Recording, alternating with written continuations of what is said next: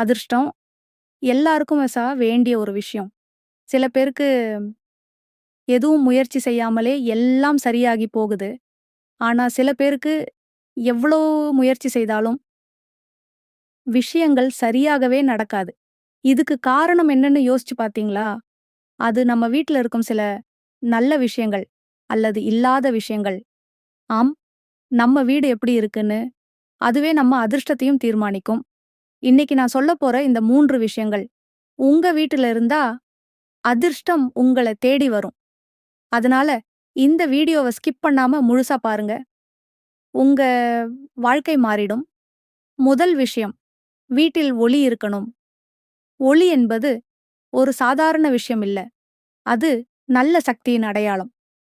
நம்ம வீடு எப்பவும் டார்க்கா இருந்தா, அது மனசுக்கும் பாதிப்பு தரும்.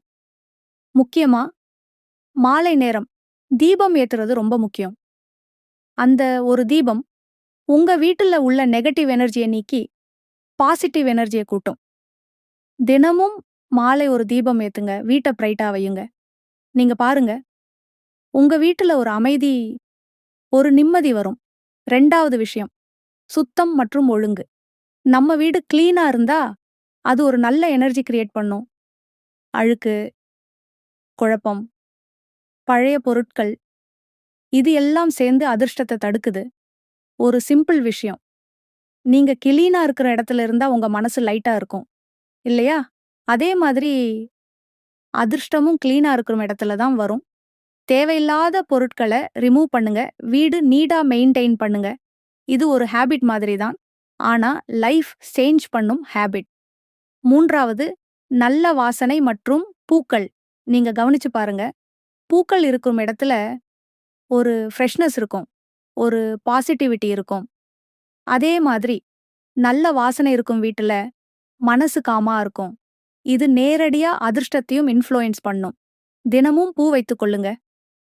அகர்பத்தி அல்லது நல்ல ஃப்ரேக்ரன்ஸ் யூஸ் பண்ணுங்க. இந்த சின்ன விஷயங்கள் தான் உங்க வீட்ட ஒரு பாசிட்டிவ் ஸ்பேஸா மாற்றும். இந்த 3 விஷயங்கள் ரொம்ப சின்னதா தோணலாம். ஆனா அதிர்ஷ்டத்தை ஈர்க்கும் பெரிய காரணங்கள். நீங்க இத ஃபாலோ பண்ண ஆரம்பிச்சா உங்க வீட்டுல அமைதி வரும். மனசு நிம்மதி அடையும். அதிர்ஷ்டம் மெதுவா உங்கள தேடி வரும். நம்பிக்கை வைங்க. மாற்றம் கண்டிப்பா வரும்.